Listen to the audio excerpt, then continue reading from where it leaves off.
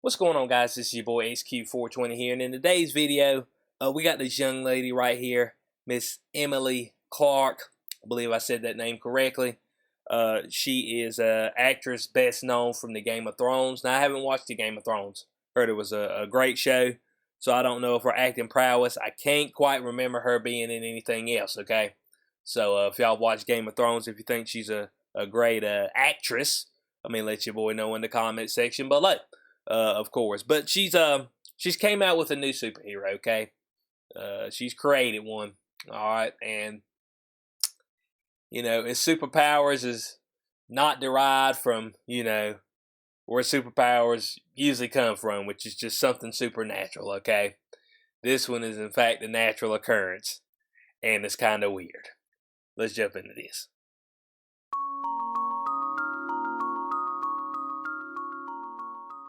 Alright guys, I want to welcome everybody back to the channel. Hope y'all having a fantastic day. If it's your first time here, don't hesitate to hit that subscribe button. Article right here. Actress Emilia Clarke creates comic book hero whose superpowers come from menstruation. For those out there who don't know what menstruation is, which if you're watching this channel, I'm pretty sure you do, 100% sure, actually, it's a woman's period, okay? Look, out of all the things that I've seen, I'm actually well, I don't read comic books, but I'm into the comic book as far as cartoons when I was younger. I do enjoy watching the Marvel Cinematic Universe as well. I have dived into what they call manga, which is your Japanese animes, Bleach, Naruto, Claymore, things of that nature. So I do enjoy watching those, but never have I seen where somebody's powers were derived, or a woman's powers, let me get correct on this, was derived from her having her period, okay? Now, I think most women can attest that they absolutely hate pretty much their life when they're having a period, okay? That's for the most part. You can usually tell a difference in their attitude during that time, and that's what she must be talking about, okay? That's when she's in that certain time of the month, that's what we call it. That's when she's able to do supernatural things. Now that's unfortunate, okay? Because it'd be only for 1 week, all right? That's the unfortunate part, is that the superpowers don't last very long. And, if you're having to consistently fight villains, you might run into an issue with that. So, of course, we read up above earlier about the superpowers coming from menstruation, and said that the character will swing from her armpit hair like Spider-Man. So, here's what we got, guys. We've got superpowers coming from her having her period, her bleeding, okay? And then she's got long enough armpit hair to where she would swing from it like Spider-Man. I am really uncertain on where this is going, okay? This seems to be going nowhere, all right? Now, look, everybody can have ideas and put them out there, and this might end up being a very, compelling comic book. It might be something that's really interesting, but it just seems right out the gate that it's just really kind of nasty, okay? That's just all I'm saying, all right? The length of the armpit hairs. Now, do they curl up afterwards? Do they just shoot out of her armpit, similar to Spider-Man's? And how did she come about said powers? Does she only have the power to swing from the armpit hair during the menstruation cycle? I'll let your boy know. I'm trying to figure the thing out, all right? I just feel like maybe this isn't doing maybe this is doing a disservice as far as if you're creating a new female superhero. I'm just saying, okay? I felt like you should, this is just my feelings only. Maybe other people feel different. But I feel like you should be able to have a better idea than this, man. This is kind of rough. I ain't gonna lie to you. So we're gonna see what she said right here. It says Clarke told Variety that she was inspired to enter the comic book industry after seeing the gender disparity among comic book creators and readers. I don't know what. After seeing, well, women usually aren't into comic books. I mean, that's just all there is to it. Women aren't usually into comic books. Now, I think the Marvel Cinematic Universe has actually gotten some more women to go check that out on the big screen, and especially with the Guardians of the Galaxy and Groot, because that's been a big hit among the women. Okay, when women see something little cute and cuddly, baby Groot, oh yeah, they get into that. But overall, comic books are kind of nerdy, and it's okay that a whole lot of women ain't looking at it. I mean, it's just not their thing, and that's okay. Now, there are plenty of women out there who go to do the Comic Con cosplay. Now, of course, they're going out there about butt naked. Okay, so I'm not sure if they're promoting the OnlyFans or what, but because I mean, the people that they're portraying, a lot of times in your manga and stuff like that, they're showing their body. So, I mean, hey, that's neither here nor there, but a whole lot of women do the Comic Con, the cosplay, and things of that nature. So they get to that side. But as far as comic book reading,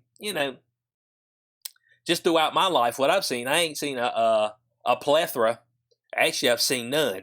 Now that I think about it, I've seen absolutely zero women who I've seen holding a comic book and reading it. Actually, that's just what I've seen.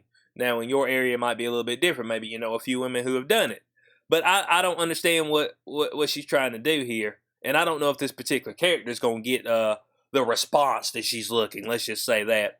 So it says something did not sit right with me in that exchange, and all these signs were telling me to go make my own. Okay, all right. So she did so. So she assembled a team of female comic book creators and produced the m.o.m comic book with the superhero character Maya, a single mom. Oh Lord, why I got to be a single mom? I mean, why they got to be single? It's there's single moms out there to get things done. But what you hope is that the father is a part of the child's life, okay? Because I don't know, statistics show. Well, statistics show that when you're not divorced, that the child usually ends up, growing up better as far as a two-parent home. The statistics show. So we got to go to a mom and then a single mom. That's what it's got to be. So she says, she's a single mom that gets shit done. Oh, okay. That's what we like to hear. Get shit done. Well, if she's a single mom, yeah, she got to get some stuff done. They said this was born from the idea that single mothers are superheroes. Okay. You need a superhuman strength to do that. Okay. What about single dads? Do single dads not have to have a superhuman human strength in order to proceed forward in that manner? Let me know. That's what I'm trying to figure out. You see, we need to make sure that we cover both sides of the spectrum, okay? And everybody, it's always single mother, single mother. What about the single dad? Okay, you never really hear anything about the single dad. All right, so I'm just trying to figure out, and especially if they have a child that's a female. Because then you start getting in the territory that you don't know what to do with, okay? They start getting older, having periods and stuff like that, menstruation, and Bo, you were just kind of out of your element. You're like, I ain't got a whole lot to tell you. I ain't gonna lie to you. So I don't know the ins and outs of this, okay? I'm out of my element. But it's just kind of funny how we always go single mother, and I know that mostly if it's single with a child, it is a mother. But there are some single dads out there as well. So let's not leave them out, Miss Emily Clarke. Let's let them know they're superheroes as well, okay? That's all I'm saying. So it says when you get into your 30s and your friends start having kids, you're like, oh my God, I was not aware of what it took. Holy shit. Okay. I'm not sure what that's supposed to mean. Yeah, when you have kids, when you have children, there's gonna be some trials and tribulations. There's gonna be a lot of long nights. You know what I'm saying? Well, I'll say this one thing. For me, I would think there would be more of an issue once they got older and started getting out of your sight that you would worry about them more, as opposed to when they're smaller and they're kind of always with you. So you feel like you got an eye on them and can protect them. Once they start getting into that, 14, 15, 16, they start venturing out and you don't know exactly what they're doing, but you got a good idea because you've done it before. All right. that's when for me, of course I don't have children, but that's for me, that's when I would think you would start worrying. So it also says that also superpowers are manifestations of the side effects from menstruation. Okay. So I'm just wondering if the side effects from menstruation. Okay, is she the only one that developed this? I mean, that was the X gene in her. It's like, because that's what I'm assuming. This got to be some type of gene thing, okay? So it didn't happen through radioactivity, didn't happen through gamma rays, or any other cosmic, fantastical thing. But the X gene in her activated once she menstruated for the first time. And the superpowers manifest from that.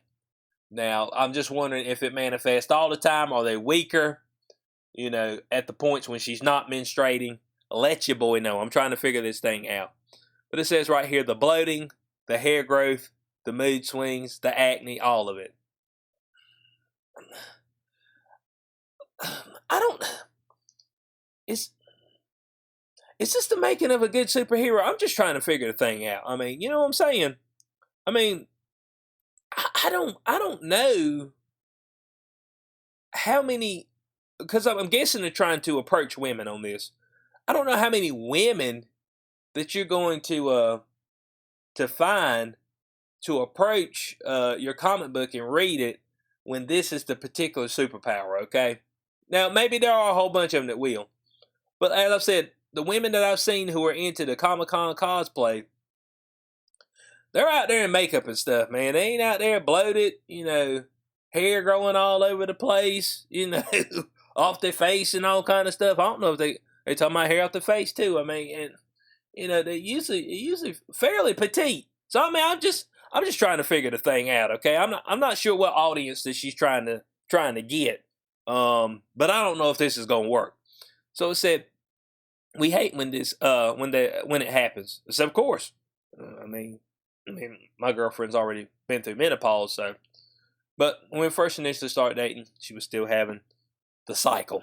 All right, but she was never really mean to me. I ain't gonna lie to you. So I don't know. Maybe she was able to hold the thing back. You know what I'm saying? Hold the beast back. But it says, speaking for myself and everyone I've ever met who has had a period, as far as hating it, said, what if we turn that around and made the period something that we can feel as this unique, crazy, superhuman thing that happens in our body? Well, yeah, you bleed for a week and you don't die. I mean, dang, bro. I mean, I mean,